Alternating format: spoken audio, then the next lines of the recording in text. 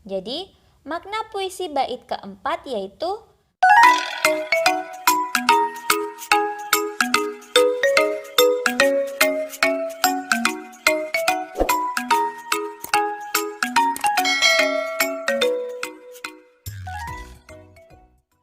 Assalamualaikum warahmatullahi wabarakatuh. Jumpa lagi bersama Hit Channel.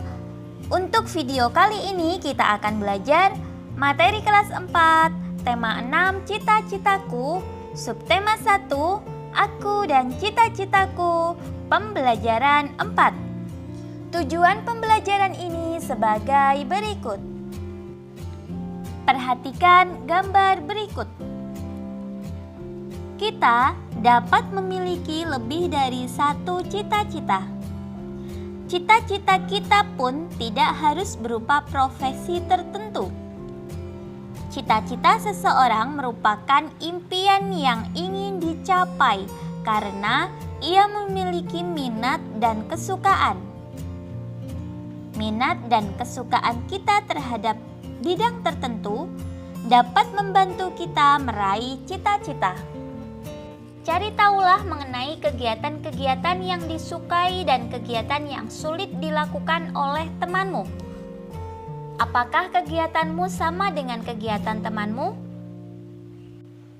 Dari situ dapat kita simpulkan bahwa pada dasarnya setiap orang memiliki cita-cita dan tujuan yang berbeda. Ada banyak jenis kegiatan yang dapat kita lakukan yang memiliki manfaat untuk mendukung tercapainya cita-cita. Oleh karenanya, kita harus terus berusaha mengatasi kesulitan-kesulitan dalam melakukan kegiatan yang bermanfaat tersebut. Mari kita simak kisah sukses mengatasi kegagalan. Michael Jordan, pemain basket dunia. Saat duduk di bangku SMA, Michael pernah gagal masuk tim basket sekolahnya. Ia dianggap tidak cukup tinggi untuk memenuhi persyaratan masuk tim kebanggaannya. Dengan usaha yang sangat keras, ia terus berlatih dan berlatih. Pada saat menjadi pemain basket kelas dunia pun, ia banyak mengalami kegagalan. Ini pengakuannya. Sepanjang karir saya, lebih dari 9.000 tembakan saya meleset. Saya pernah kalah dalam 300 pertandingan. Paling tidak 26 kali saya dipercaya untuk melakukan tembakan penentu kemenangan. Dan saya gagal. Saya telah berkali-kali mengalami kegagalan. Tapi karena kegagalan itulah saya berhasil. Berikutnya ada Thomas Alva Edison, penemu lampu listrik. Semasa sekolah, ia pernah dikeluarkan dari sekolahnya karena dianggap tidak dapat mengikuti pelajaran di sekolah. Thomas kecil bermasalah dengan pendengarannya. Ia harus berusaha lebih keras dari teman-temannya yang lain dengan belajar sendiri di rumah dan membantu ibunya yang miskin. Dengan belajar sendiri di rumah, Thomas membaca banyak buku yang memacunya melakukan berbagai macam percobaan di bidang sains. Beribu kali ia gagal, 2000 kali ia mencoba kembali. Ia tak pernah menyerah. Kegigihannya berbuah manis, sehingga kita dapat menikmati terangnya lampu pijar ciptaannya. Dapatkah kamu bayangkan jika ia menyerah? Thomas menceritakan rahasia keberhasilannya. Jika saya ditanya apakah yang dapat membuat seseorang berhasil dalam hidupnya, jawaban saya sama. Orang itu harus terus menambah kegagalannya. Jika kamu takut gagal, kamu tidak berani mencoba dan berusaha.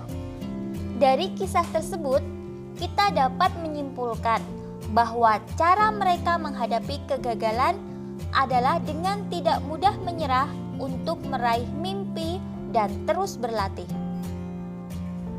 Bagaimana denganmu? Tantangan apa saja yang akan kamu hadapi untuk meraih impianmu? Bagaimana kamu akan menghadapi tantangan tersebut? Terkadang saya malu jika berbicara di depan orang banyak. Bagaimana saya bisa menjadi guru yang baik? Semuanya perlu dilatih, Din. Aku pun demikian.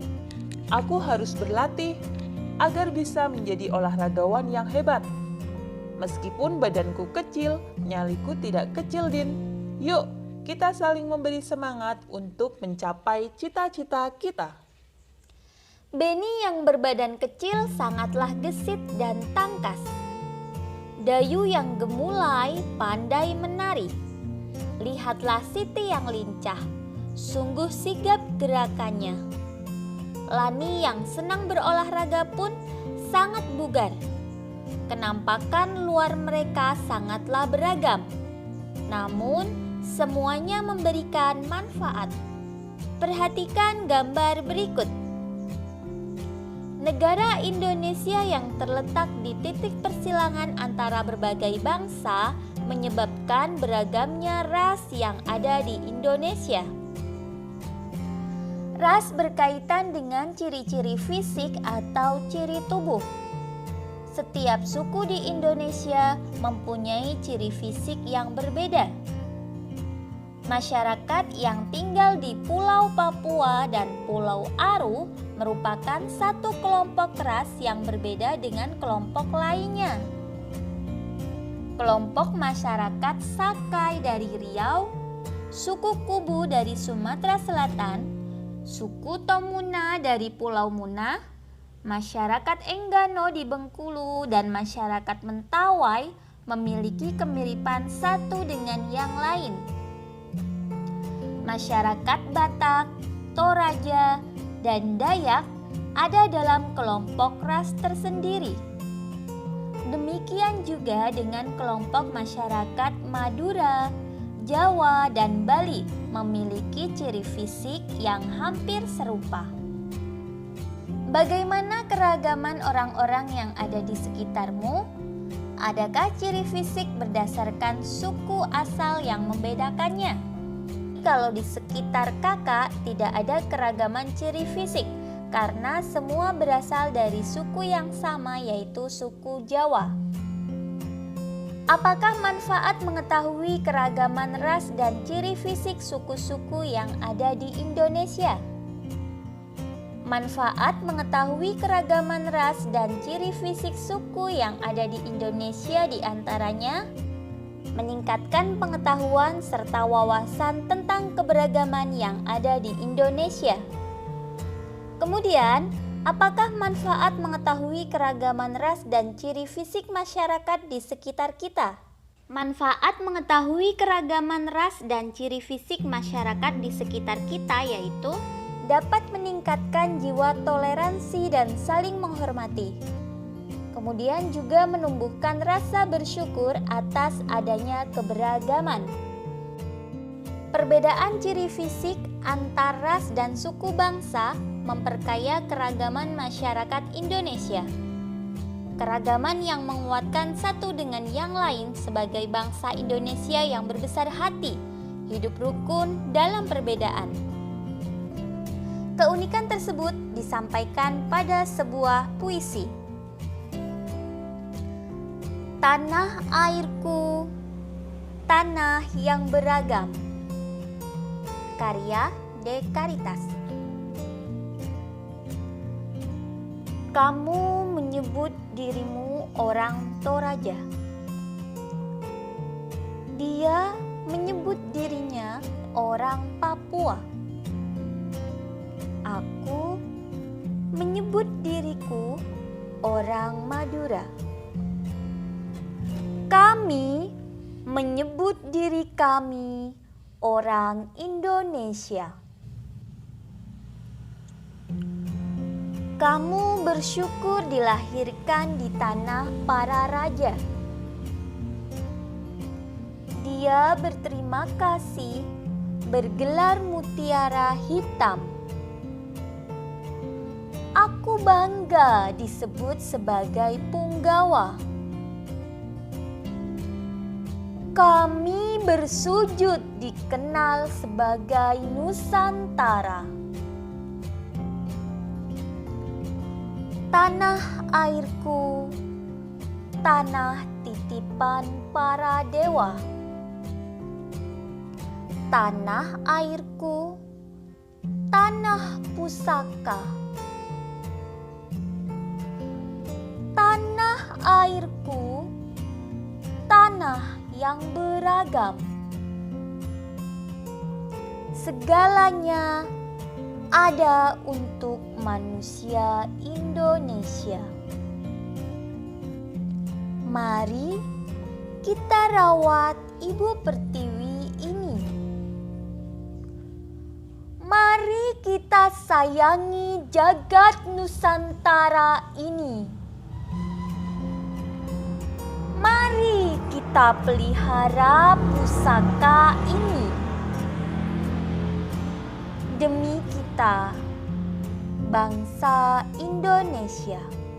Selanjutnya, mari kita temukan makna dari tiap bait puisi tersebut. Bait pertama, kamu menyebut dirimu orang Toraja, dia menyebut dirinya orang Papua, aku menyebut diriku orang Madura, kami menyebut diri kami orang Indonesia. Kira-kira maknanya apa? Ya, makna puisi bait pertama yaitu meski beraneka ragam suku, kita semua adalah orang Indonesia. Lanjut ke bait kedua. Kamu bersyukur dilahirkan di tanah para raja. Dia berterima kasih bergelar mutiara hitam. Aku bangga disebut sebagai punggawa. Kami bersujud dikenal sebagai Nusantara. Berarti makna bait kedua ini yaitu rasa syukur dan bangga lahir di Indonesia. Lanjut ke bait yang ketiga. Tanah airku, tanah titipan para dewa.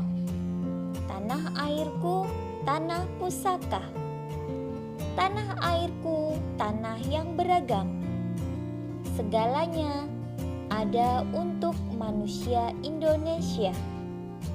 Makna puisi bait ketiga ini adalah Indonesia kaya akan segalanya untuk seluruh rakyat Indonesia. Lanjut ke bait yang keempat. Mari kita rawat Ibu Pertiwi. Ya, ini terlihat kalau isinya adalah ajakan ya. Mari kita sayangi jagat Nusantara ini. Mari kita pelihara pusaka ini. Demi kita, bangsa Indonesia. Jadi, makna puisi bait keempat yaitu ajakan untuk merawat, menyayangi, serta menjaga Indonesia. Selanjutnya, untuk makna keseluruhan puisi dari bait ke-1 sampai dengan ke-4, kita dapat menyimpulkan maknanya yaitu Indonesia memiliki beraneka ragam suku dan bangsa. Indonesia memiliki banyak kekayaan bagi seluruh rakyatnya. Kita harus bersyukur dan bangga hidup di Indonesia. Oleh karena itu, kita bisa mewujudkan rasa syukur dengan cara merawat, menyayangi, dan menjaga Indonesia demi bangsa Indonesia. Keragaman di Indonesia tidak melulu tentang budaya dan tradisinya. Ada keragaman alam yang juga mengakibatkan beragamnya sumber daya alam yang ada. Salah satu sumber daya alam yang tidak terbarukan adalah sumber daya berupa pertambangan. Bahan yang ditambang adalah berbagai jenis mineral dan logam seperti emas, timah, nikel, batu bara, dan bauksit. Berikut ini peta persebaran sumber daya alam tak terbarukan di Indonesia. Untuk untuk bekerja sama dengan orang tua, buatlah puisi tentang sumber daya alam yang terdapat di daerahmu. Mintalah bantuan orang tua untuk menentukan sumber daya alam yang akan dibuat puisi. Alhamdulillah, sekian video pembelajaran kali ini. Semoga bermanfaat. Banyak kekurangan kakak mohon maaf.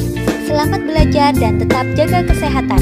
Semoga senantiasa mendapatkan kemudahan dari Allah Subhanahu wa Ta'ala. Wassalamualaikum warahmatullahi wabarakatuh.